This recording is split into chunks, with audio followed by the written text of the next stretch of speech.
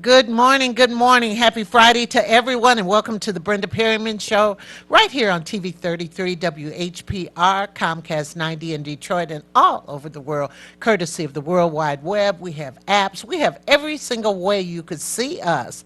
I mean, I go out of town and I still see us.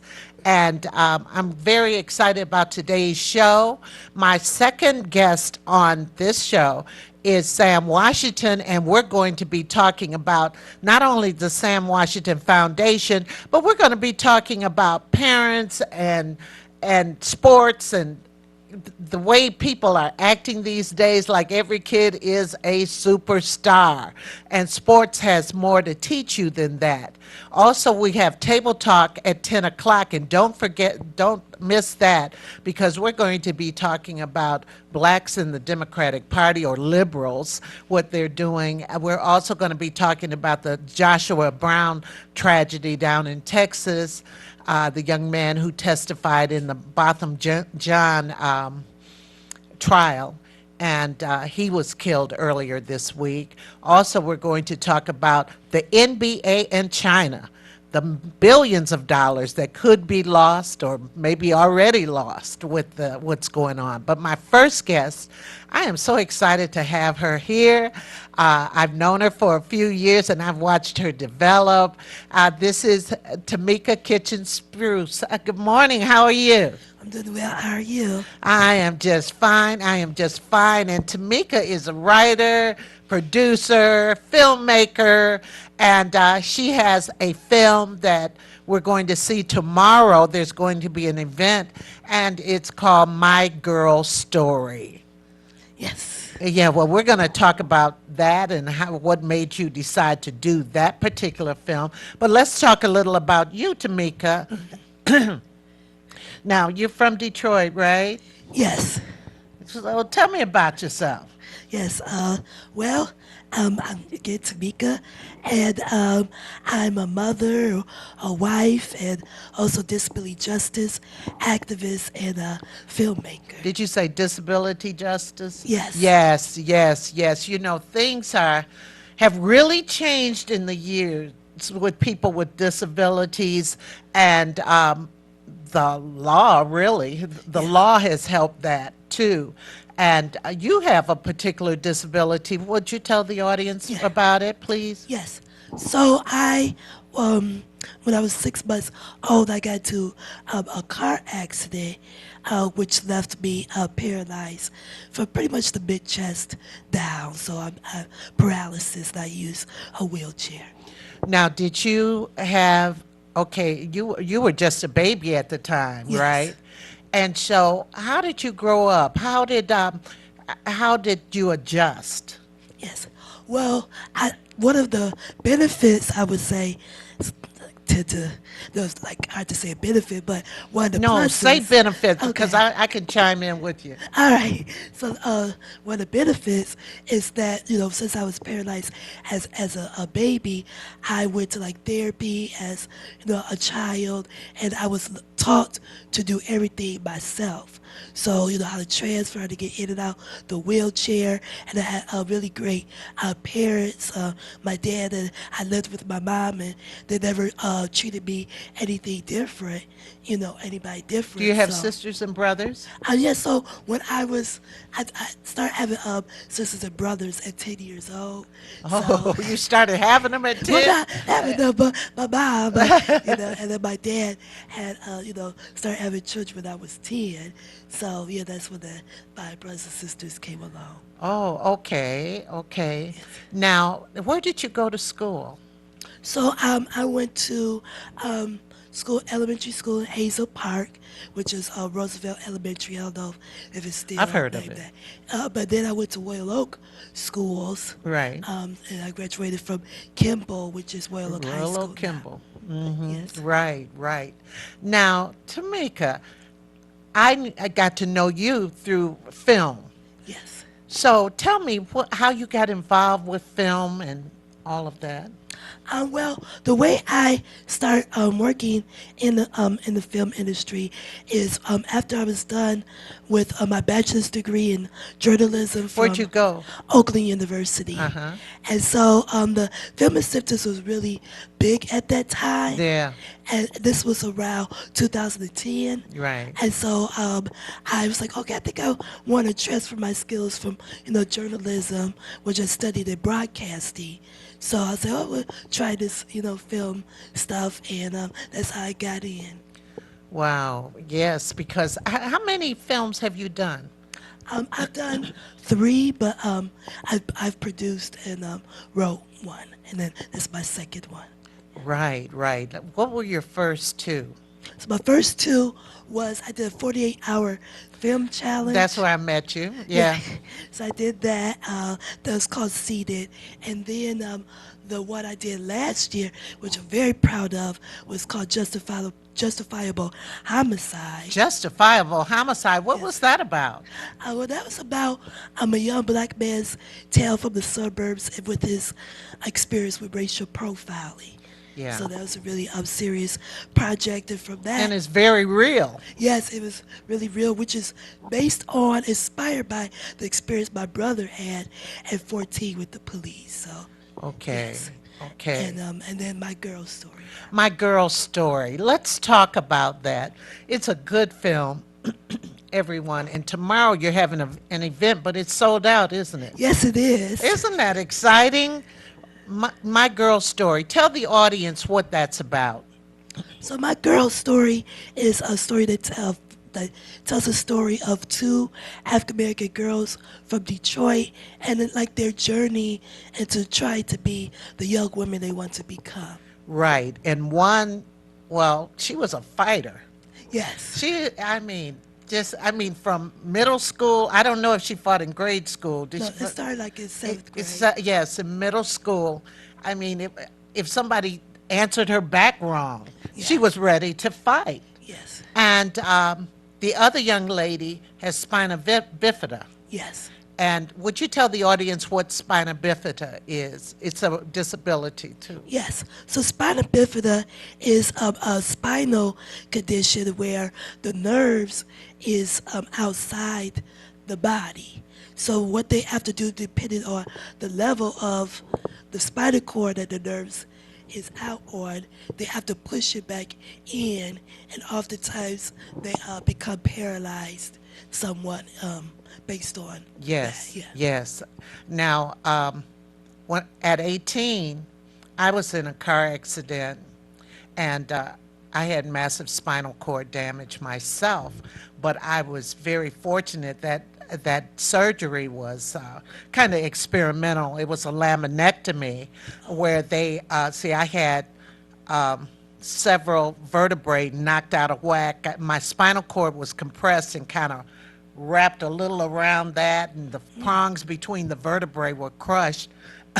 They were crushed, so the doctors had to take everything around this cord away because you can't touch the cord. And the Yeah. cord had to sliver back into place. And the right side of my cord was damaged the most, which led to some damage on the left side of my body. It developed, my left leg was weaker than my right leg. But the thing is, I was in the hospital 3 months just healing. healing, and it wasn't for 3 weeks that my toe moved. And when my toe moved, they saw that I was getting some feeling back, and they started the therapy. And for many years, I mean, almost 50 years, I never had to carry a cane or anything. I just walking and running around and stuff like that. But after I had a hip replacement surgery, for some reason, and I have no pain or anything, my cord or something was affected, which affects my balance, so I have to carry a cane now. And so I see how people respond to Yes. people, with disabilities and so forth and so on. I try not to. I sometimes I just feel like I don't even want to go out. I would feel like that, and my mother was the one who talked to me and said, "Look, that cane is not you," because I've always been extremely active, Yes. and but people, they see you coming, people are so nice. I said, Yes. and I try and be so independent. No, you don't have to open that door for me or anything. It is just really a different life. I mean, Yes, it is. it It's is different. really, really different. And then there are things. Now, I never was able to run again after my accident. I never was able to do any of that. Certain things I just couldn't do, but I was able to kind of mask them. Yeah. And having a disability in America can be, well, I think it may be a little better now than it used to be, because they did not have ramps at the time. Yeah, they I have the know you ADA. remember times like that, don't you? Well, when I got injured, it was 85. Was 85, but the ADA, which is American Disabilities Act, was passed Right, in 1990. So that's what making sure that places are accessible, making sure right, that you don't get discriminated against, that right, you have more opportunities. So right. Absolutely, absolutely. Now, where did you find these two young ladies for your film? yes, so I had a casting call originally, so I saw a couple of young ladies, but the two that that you see in the documentary are girls that I actually knew. So yes, Right, right, right. And you have specialists who who talk to them and try to get them to adjust with society, because a lot yes, is, if you have a disability, be it emotional or be yes. it physical, a lot's going on inside your head. And that's what I learned about these two young ladies. Why don't you talk to what was going on inside of, was it Emma Monet, Monet's head, and what the other young, Shekinah. Shakana's head? Yes. So I believe with Monet, particularly, there were some issues that was going on. I would say in her home, like with her mother, there was some issues with her mother per se. That manifested into like the school and the fighting and things of that nature. So I believe that's really what she was struggling with. Anger Anger, yes, issues. yes. And she got suspended so much. I mean, she was out for a whole semester, I think, one time. Yeah, it was a lot during that time period. Yes, And to get a young lady, I think a young lady like that is suffering from low self-esteem, yes, and to get her to change and have a different outlook first towards herself, right? yes. Towards herself and understanding, that you may not have, the parents that you want, but that doesn't have to affect your future. Right. Yes. But how do you get someone to realize that? Yeah, it's a challenge. It's a challenge, but one of the ladies, Kimberly Naylor, Yes. was really able to, help her get past that. So, and I will say now that Monet has a good relationship with her mom. So, things change, thankfully. And Things then, change, but it yes, is a process, it's a right? process. Yes, it It is. is a process. Now, let's talk about Shakanda. Yes. So with Shekinah, her with her spina bifida, you wouldn't be able to see that she's disabled. per se. So she's like many young Isn't she in women. a wheelchair? No, she's No, not. she's not in She's a. walk. She can Okay. walk. So her spina bifida occurred in the lower spine. So that's why she's able to walk compared to other people who uses wheelchairs and Right. everything. So she like is like many young women walking around with hidden disabilities that you wouldn't know. Yes, let's talk about that. This is because hers isn't so visible. Yes. But how does she deal with that? Because even though hers isn't visible, she still has to be very careful. Yes. So with that came with the spina bifida is called hydrocephalus, which is build up fluid in the brain. So a lot of times with hydrocephalus, all the time you have to have like a thing called a shunt. Yes. And so that drains the fluid from the brain. So they have to really, she had to really be careful, like if somebody hit her, or whatever the case may be, or if her head start hurting really hard, she would had to go to like the hospital to make sure that there's no buildup or like an infection. Now, tell the audience what her issues are. So really, she was just really struggling with, dealing with the spina bifida, being in high school. Some of the issues, was being depression, which her mother, her did not find out to the later part of the film that she was struggling with that. And then she did, had a boyfriend, and so she was dealing with like regular things that girls deal with, like bullying I and things. know. So that's a combination of things that she was dealing with. Right. And with her having a disability that you can't see, Yes. she tries to be like, well, I probably was struggling with trying to be like everybody else, but Yes. she isn't like And she isn't everybody like else. everybody else. And she does lie that she does say in the documentary that she doesn't like to tell girls, or she'll tell anybody that she, has spina bifida. She really kept it hidden because she felt that, I think along with the bullying, that if somebody tried to fight her because, they know they can hurt her. So she really, didn't want to tell anybody that she had Right. it. Wow.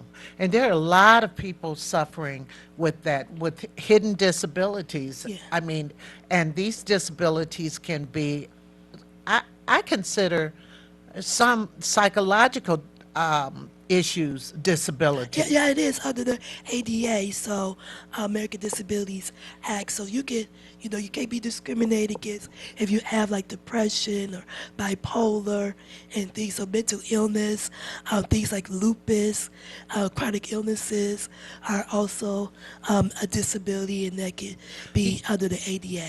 It's funny. I remember talking to my administration because they were going to do something like move one of my rooms, one of my classes way down in another end of the hall, only because they wanted to put I had a two classroom room, where I lectured in one room and the students acted in the other room. And so if they were running out of rooms or something, anyway, I told them, I said, well, that'll be really inconvenient for me because, it'd take me a while to get down the hall and Yes. this and that. And they said they were trying to press me to the wall to do that. And I told them about the Americans with Disabilities Act. I said you could try to do that, but I think I'd win in the long run. And so they never did do it because I had something that you couldn't see, Yes. but I relate to that, And then sometimes when I would get real tired, I'd start kind of dragging along, and you could see it, Uh, you could see the limp or whatever, And a lot of times people, you try to mask it, but it comes out some kind of way. So Yes, it you have to does. be careful. You don't want to tell everybody you're dealing with it. And so psychologically, it can be a lot to handle. And this young lady, she had a lot to handle. Yes, she did dealing with, multiple disabilities. Like I said, the spina bifida, the hydrocephalus, and then I think she said she had rheumatoid arthritis. I mean, it's Yeah, just a lot yes. going on, with her physically. But she was still making it. Yes, And see, yes. that's the thing that's very, very important, that you're still making it, and you don't want people to feel sorry for No, you. you That's the don't. one thing, Yes. and I'm sure you felt that yourself. Yeah, yeah. No, I don't want anybody to feel sorry for me because I have a really good life, an active life like anybody else. It's just what makes me different from others. I have to use a wheelchair to get around, but that doesn't stop me from living my life. So, Right, right. yeah. And she's raising two kids, and they in first and second grade. So that was really close, real close, real close.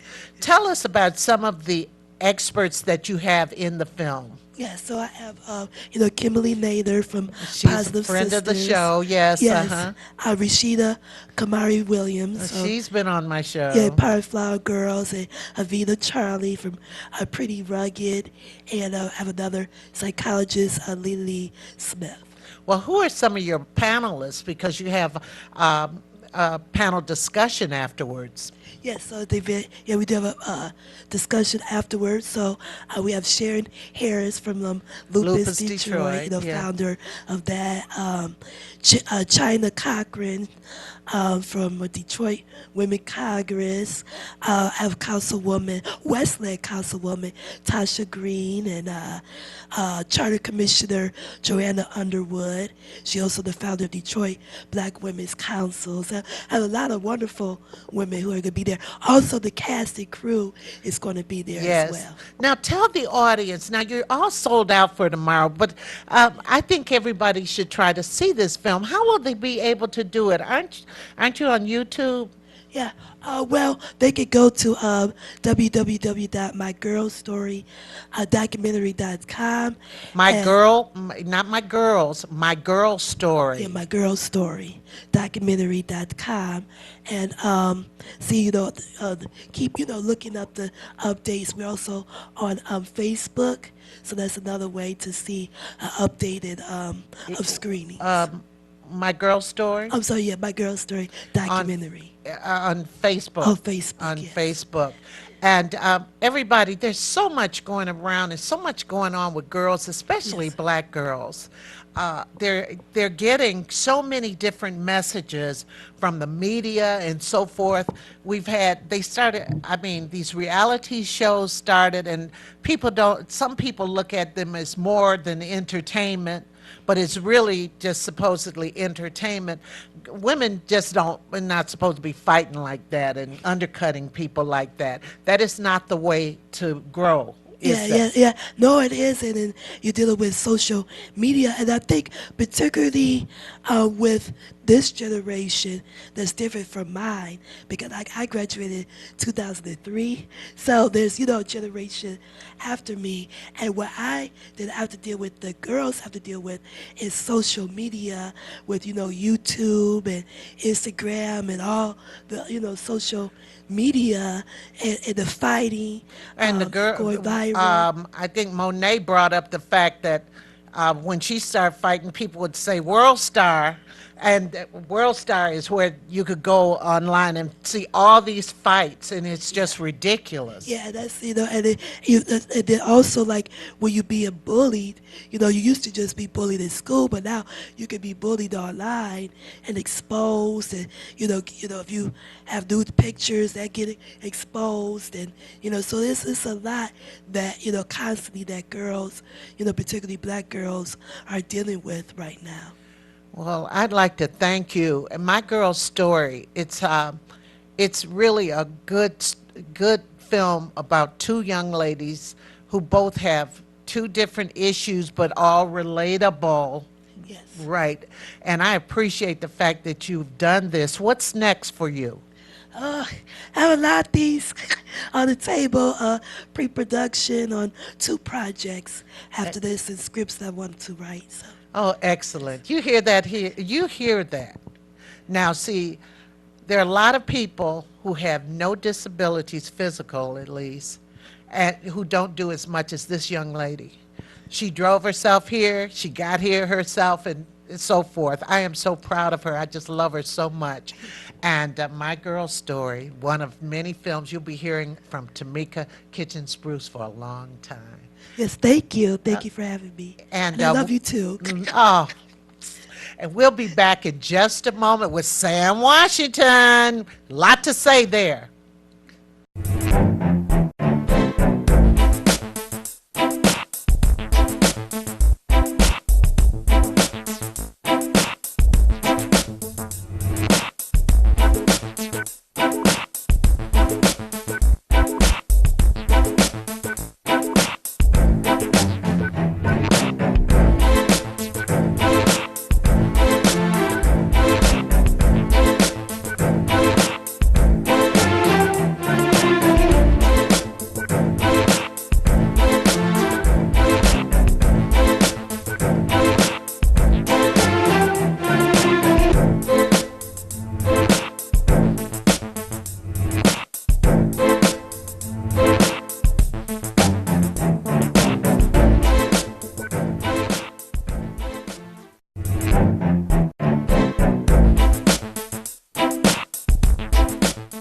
Is your credit card debt driving you batty? We're going up!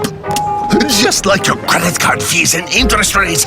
Always fear, the debt suckers are here. One call to Consolidated Credit can get the debt suckers off your back. Consolidated Credit will lower your interest rates, consolidate your bills into one easy payment, and get you out of debt fast. Call Consolidated Credit and get your life back. Call 800-479-4426. 800-479-4426.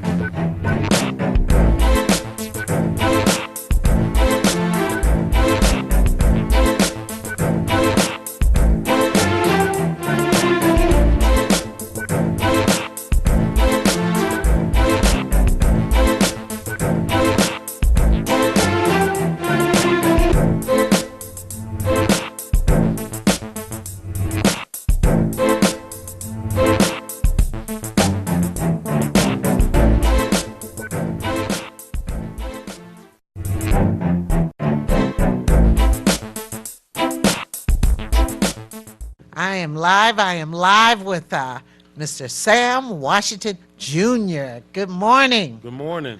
How are you today? I'm doing fine. How about yourself? I'm doing good. Well, I just saw Sam, and he was on the show to talk about the film that he was a co-producer on, The Saint, about St. Cecilia's Gym.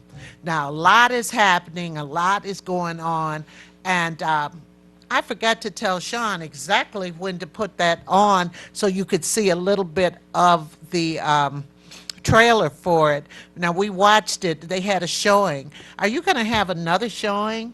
We definitely will have another showing. We're in the process now of determining when and where, but since the showing, I mean, my social media's been blowing up. My sales been blowing up. Hey, I wasn't able to make it. When you going to show it again? Yes. And even positive feedback. Oh, it was so great. I'd love to see it again. So it's definitely a demand for it, and I'm so happy for that, and we will show it again. And everyone, the Saint dealt with St. Cecilia's Gym. The St. Cecilia's Gym is on Stearns and Livernois, well, near Livernois, right? Just west of Livernois. Mm-hmm. And it was a gym I had gone to. I think I tell you something about that gym, too. When Dionne Warwick, she was singing, she had just made Walk On By or something like that, and she was touring. And at that time, St. Cecilia's had mostly white students in it. Sure and did. they used to have sock hops. And Dionne Warwick was the guest for this sock hop. And do you know that the white kids threw pennies at her? Dionne Warwick? Yes, they threw pennies at her. She had to leave the stage. Wow. I mean, that was kind of abusive. I mean, that's things really did change. Things really did change. And And as the years went on, it was still white and black. When I graduated, I went to the graduation in '66 because I graduated from St. Teresa's in '66. You know, it's interesting because the guy who graduated a year before me, his name was Edwin Taliaferro. He became Chokwe Lumumba. I know him. Yes, Yeah. yes, who ended up being the first black mayor of Jackson, Mississippi, and he died within a year in office from a heart attack, major heart attack, and now his son is the mayor of Jackson, Mississippi. That's awesome. Yeah, but a lot of good kids came from that Catholic school system, really. I mean, without the Catholic system, you know, I wouldn't be where I am today. It just Where'd taught you me so go? much. Well, I went to St. Cecilia Grade School. Oh, then you did? Brother Rice High School. Oh, yeah, that's right. You did go to So, Brother Rice. That's right. Out in Birmingham, Marion High Michigan. School Right was next door. All girls school right next door. I yeah. know. That was Yeah. funny because we're wrestling now if my grandson's going to go to all boys school or going to go to one of the other high schools and stuff because he's involved in sports also. I think sports is a great outlet for young people. I think what's happened though is a lot of parents are taking it so seriously, and it should be taken seriously to a point, but what are your views on that? See, in my opinion, sports is very important for boys and girls. It Yes. teaches you so much. I mean, it teaches you life skills. For example, I hate being late for anything. Right. And I attribute that to sports because the coach used to always say, hey, if you're on time, you're late. Right. So, you know, I was always early because, you know, I wanted to work on my game. I stayed Right. late, you know, and same thing in my professional life. You know, I'm never late for anything. You know, it just Right. drives me nuts for being late. And teaches you discipline, you know, how to compete in a good way. Yes, teamwork A- also. absolutely, and that attributes to life as well. And did you feel that you learned some leadership skills from sports also? I certainly did. That's a good question because I was a captain on my high school basketball team. I was captain in college as well, and leadership. Where'd you go? skills. In college, I went to Robert Morris College, and then I also went to University of Alaska in Anchorage. Really? Sure did. How did you like it there? I mean, I had a great time. You know, when I was offered to visit, when I was leaving Robert Morris in Pittsburgh, I said, you know, it's a free trip to Alaska. I'm just going to go out here and have a good time and come back home. But, you know, once I got there, it was totally different. You know, I was looking for Eskimos and igloos and stuff. Didn't see any of that at the time. We had a great schedule. You know, we traveled, obviously, all over the country, you know, free. You know, went to Hawaii a couple of times. Oh, my goodness. Free. You know, that's part of getting a scholarship, you know. Yeah, So, yeah. yeah, I had a good time there. Oh, by the way, I wanted to mention this was a discussion last week on my show. How in California, you know, athletes will be getting paid, college athletes. Missed that calling. I know, you know, and I always say my kid missed that calling also because I used to send him money, and I used to say cost me, at the time it wasn't any Cash App. I right. had to send it Western Union, Union. and it cost me $15 to send $15. Just to send it, yeah. Yeah, Absolutely. but I think they earn it. I think they earn it, don't you? It's a long time coming, you know, because college athletes been taken advantage of for so many years. You know, you got these big corporations, mainly the NCAA, making billions of dollars off these student athletes for years and just taking advantage. Right. And then they only say is, oh, you're getting a 4-year scholarship, but yet you They got- work for that. They work. You Big know time. for yourself. I mean- you have to study. Let me tell you something. It's so hard being a student athlete because you're right. You got to study, keep up with your grades. You have to practice. Some of these coaches might have you practice before school even starts. Yes. You know, you practice like 2-3 hours. You know, then you have to go to class, get something to eat, and some, especially now, may have you come back later in the day Oh, to practice yes. again. Yes. And then it's just rough, and then you have to be disciplined because then you have to worry about outside activities in school.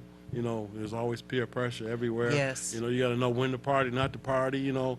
But if you're disciplined, And you have to have that ability to make the right choices. Make the right Because choices. we have seen so many athletes get in trouble There are a couple of young people from Michigan State football team. I think they got in trouble. They're not with the team Right, now, right. but because of them and girls and stuff. And I've had former students get in trouble.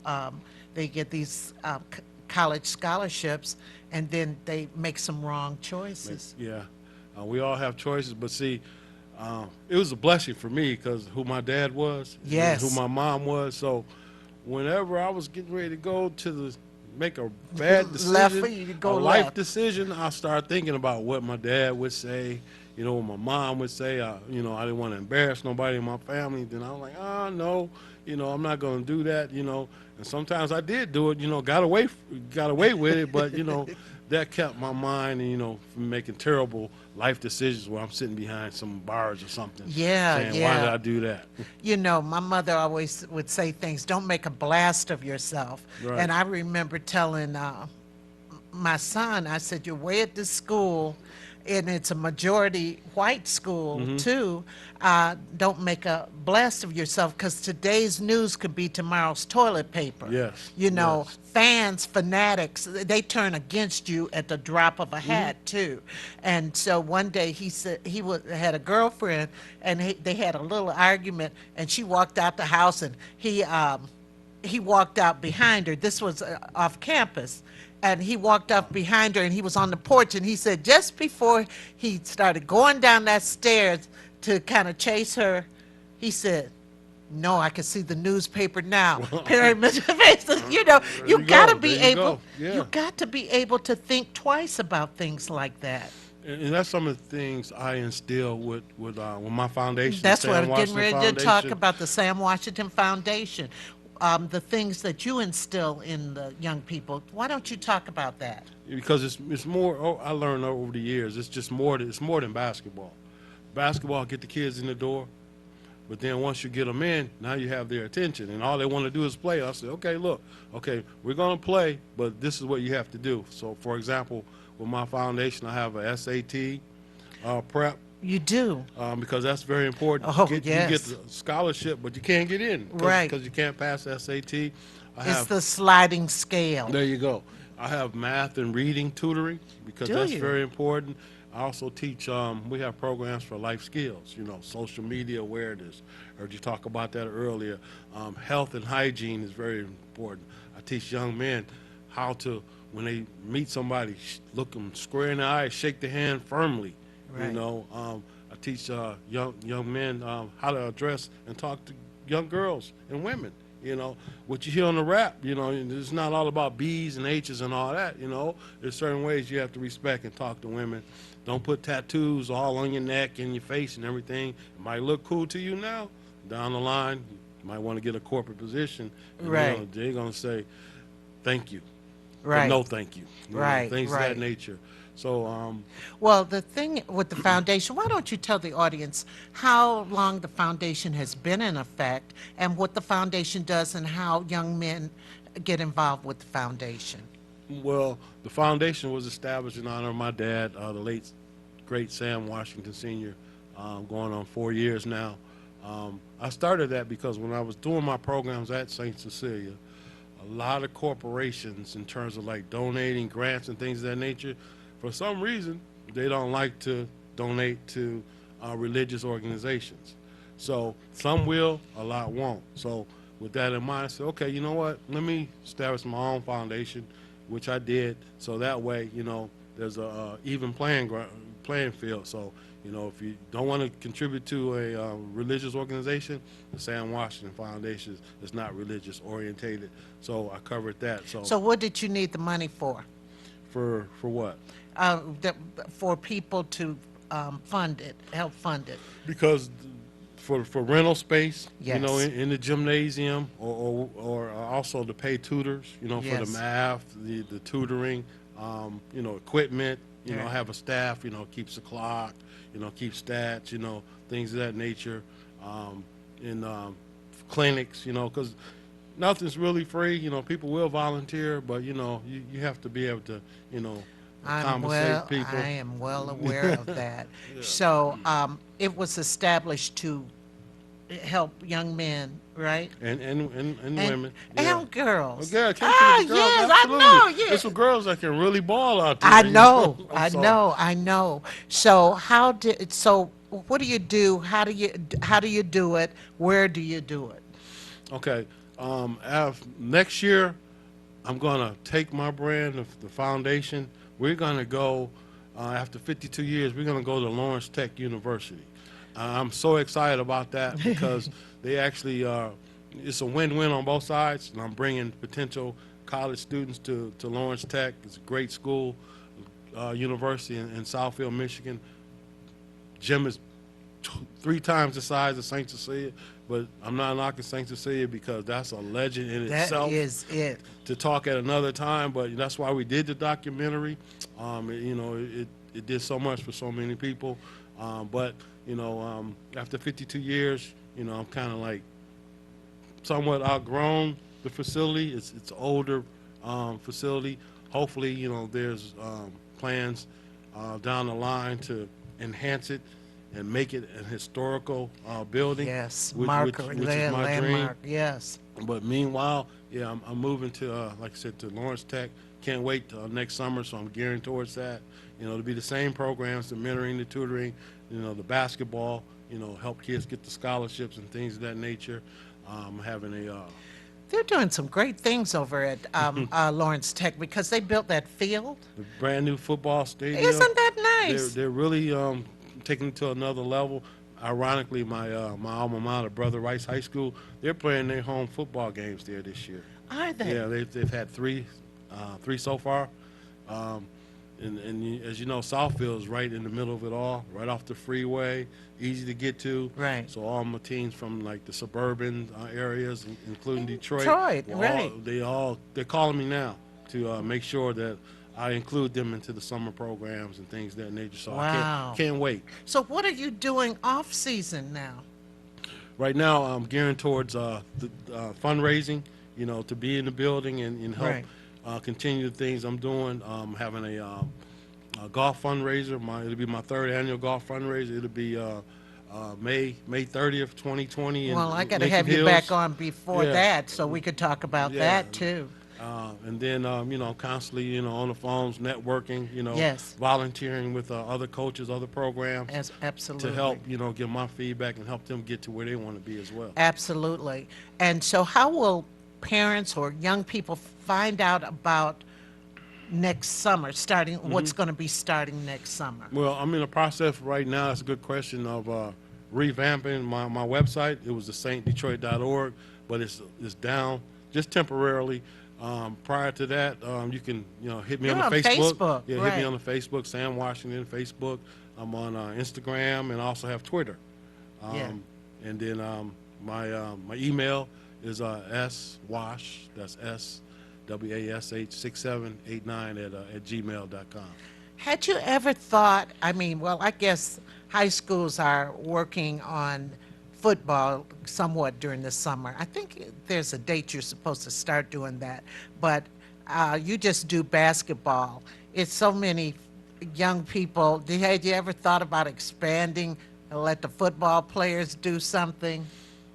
That's another. See, I can't do everything. So, but that being said, that's how actually St. Cecilia got started with my dad with football, Little League football. Quick story: we were, me and my brothers, we were playing with the West Side Cubs. Yeah. Legendary West Side Cubs. Very legendary. And my father, he was like volunteer coach, and he noticed like, there's no way all these kids gonna make the team because you had the A, B, C Yes. team. Yes. And so many kids were getting cut that had great talent. So he was like, you know what?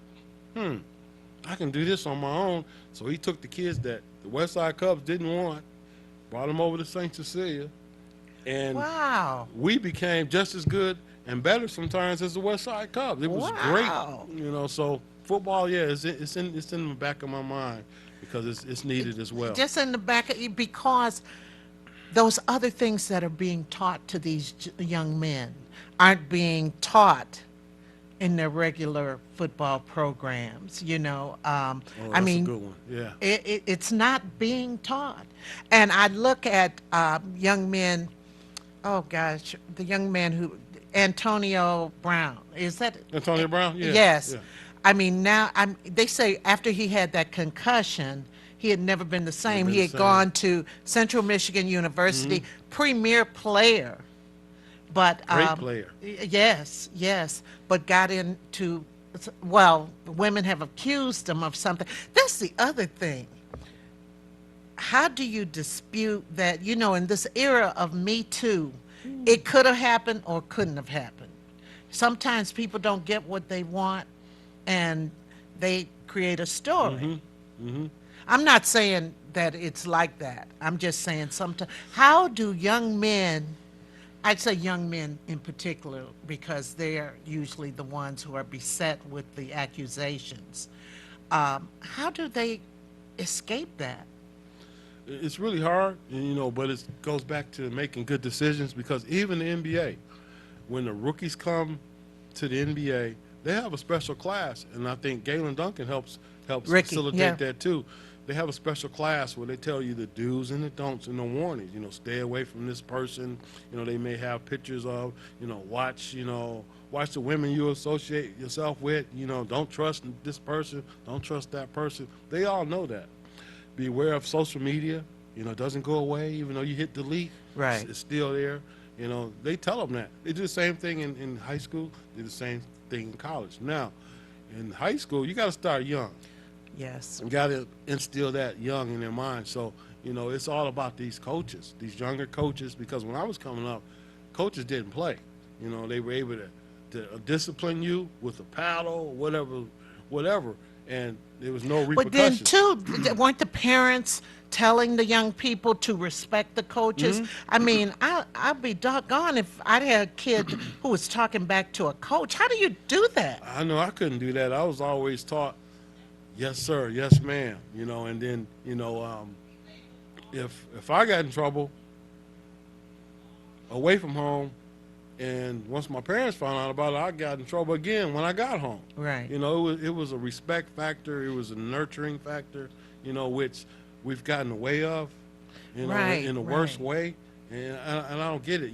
Social media, I'd say is a blame for some of it because you learn so much so quick. Some of the things these kids know now in grade school, I didn't know till I was in know. high school. I know. And that's a problem. So my goal also with my foundation is to have meetings with some of the younger coaches and let Thank them you. know Thank what you. some of these issues are to help them teach these younger kids so when they get to the And- next level, there won't be any problems. Well, I found, and my kid coaches the little kids now, and he's found that a lot of these parents, they're so forceful. Every parent thinks their kid is a star. Ooh, yes. And this causes problems also. Can we talk about that a little It bit? certainly does. And I think, I hate to say it, but no, I don't. AAU has a problem with that. Why don't you tell me what you say Because about AAU? reason I say about AAU, because sometimes, now anybody can have an AAU team. I'm talking basketball, Right. okay? And so they all think, a lot of people think there's a lot of money in it because, you charge to play. Unless you got a superstar, on the AAU team, then you get like a sponsor, Nike, Under Armour, Adidas, Yeah. or something like that. But when you have AAU teams, all these kids do is they travel and play games. They Right. don't work on their left. They don't work on their right. They don't work on their post-up game. They just travel and, in my opinion, get exploited. You may go to Las Vegas, you may go to Chicago, and you get exploited. Okay, so you're going away from your regular team all summer, and then when school starts, early fall, you go back to your respective team. If you played on AAU all summer, your head's like this, because you've seen everything you think. You played against the best players, so-called in the country. You go back to your respective team, you don't want to hear nothing your coach got to say. Oh, well, wait a minute. Now, my son played AAU in the summer because there was nothing his team was doing in the summer. His particular team, wasn't doing anything, and the coaches. He had Little John. He had a bunch of coaches, but the whole thing was we taught them respect early. You don't talk back. You learn what you can learn, and you looked at AAU as another opportunity for them to play some other teams. But this was 20 years ago, and things probably have changed. It's changed big time. I just saw a good friend of mine, Daryl Buchanan, just walk in. He Yeah, coaches Southfield yeah. A&T. I know. So he knows, with AAU, it just messes these kids up. Right, A right, lot of times because, like I said, you're going all summer away from your regular team, your Right. high school team, and then you come back to your coach and your team. Your teammates haven't played with you all summer. Right. Your coach haven't seen you. Now your head's like this, and Well, that's not all the kids, not all the kids, but some of them. the so-called superstars. Yeah, but you So- got to, I don't know, with those so-called superstars, you got to keep their head level. And the way to keep the head level, in one of my thoughts, is to keep the parents' head level. Because I've seen parents come to the game with signs and with different things, and they getting their kid all geeked up and stuff to make them think you the best thing out there. And it doesn't encourage teamwork. That kid starts, I'm going to make all the points, even though it'd be easier for me to pass this ball. They become a showboat. You see, the parent's not the coach. See, the I coach know. is the coach. So, and then some kids don't have parents at home. They may live with the grandma. They may have a one-parent household. Their mom or dad may not be much older than them. Right. And then you got to watch who they hang out with. Who their friends are. So the coach becomes the parent a lot of times. Yes. And I like that too because they see that oh, this kid needs some help. Take an interest in it, in the particular kid. But you need help all the way around because you could be a coach, the greatest coach in the world, teaching discipline the whole nine. But then when the kid leaves you, then what happens on the way home? Right. The Right. drug dealer might be here, or whatever, and then Yes. wow, the kid's confused. Yes. So, Sam, what do you think are well, you just said it, the things that the child gets along the way after they leave you. So, as a coach and myself as a teacher, many times I've had to take kids under my wing and try to teach them the do's and don'ts. One young lady, and I've mentioned this before, she got in a fight at Southfield. This is when I was teaching at Southfield. This was years ago. She's doing well now. But she said the minute she got in that fight, she was fighting and she was thinking about what I was going to say.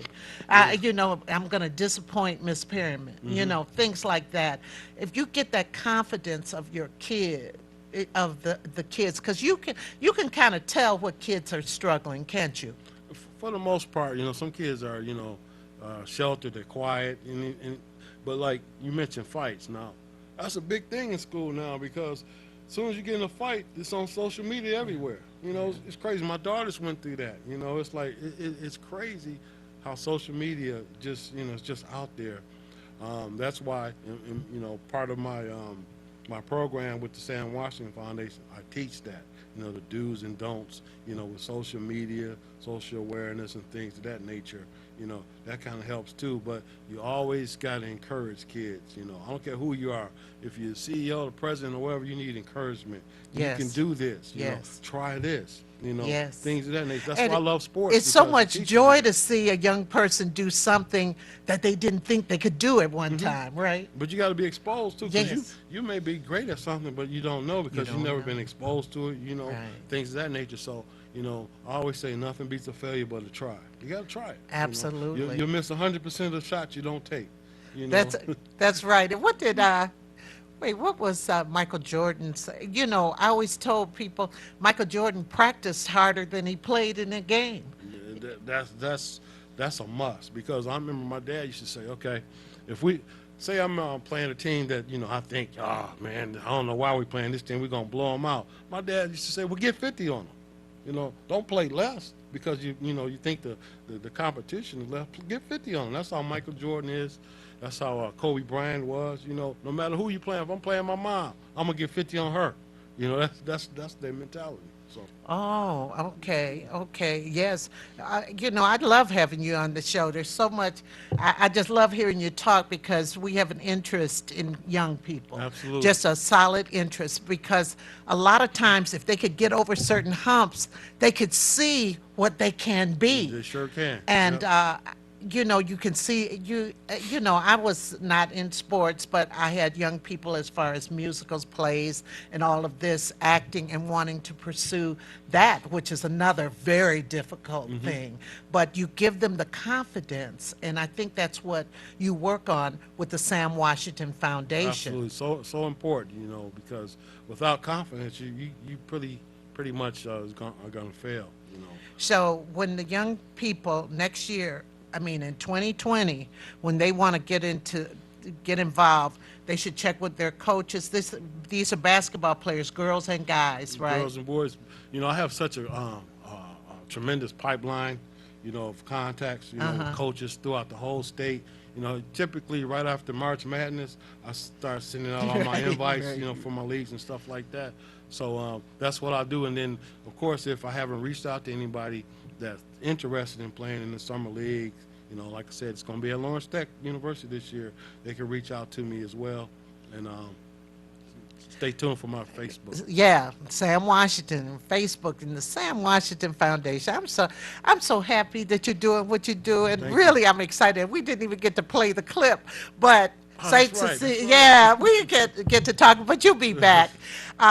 Everyone, stay tuned for Table Talk. We have a great Table Talk for you today. I guess sports is the theme of the day in a way. So, talk to you in a few. Stay tuned.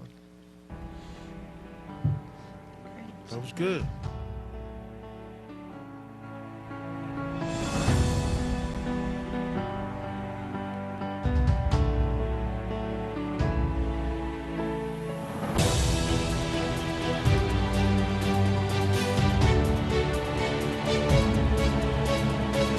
You know, when you open up the front door and the back door at St. Cecilia and you're in the gym, the ball's bouncing, your PERRYMANs throughout the whole neighborhood. Sam Washington got things started right after the riots in the 60s, 67, 68, around that time. And they started a program there. And I was probably about 10 years old when it first got started. That Sam Washington was starting this basketball program at this church in the inner city of Detroit. And I was fortunate enough as a real youngster to go down and start watching basketball and quickly learn that some of the best basketball players in this city were playing at this venue because this was the proving ground. In that little small bandbox, you were able to see just tremendous basketball talent. You know, the impact that, you know, the Saint had on the community and the way people felt, talked about it, respected it. You got a love for the city, but you also got a love for the people in the city. But St. Cecilia at that time for the neighborhood was a great outlet to be able to go up there and sit around all day and watch basketball. And that's what I did. When the reputation took off to, like, you know, your Saginals, your Lansing, you name it, they wanted to come down here to be proven too, because Magic Johnson told a story, well, when he was coming up, okay, everybody say, hey, Magic, you know, you're the best in Lansing, you're the best in East Lansing. But to see how you really are, you got to go to Detroit and play at St. Cecilia. But it brought a sense of pride, positiveness through the game of basketball. And I always say, Spencer Haywood, Leroy Haywood, they talked about that game of basketball to take us around the world, and it did. St. Cecilia is where pros was made. You know, this is where all of the guys in the city that played at all the different high schools and the pros competed against each other on the weekend. It was the mecca of basketball, not only in Michigan, but in the whole Midwest. St. Cecilia is just my lifeblood. It is the lifeblood of the city. We have to protect her and make it right again.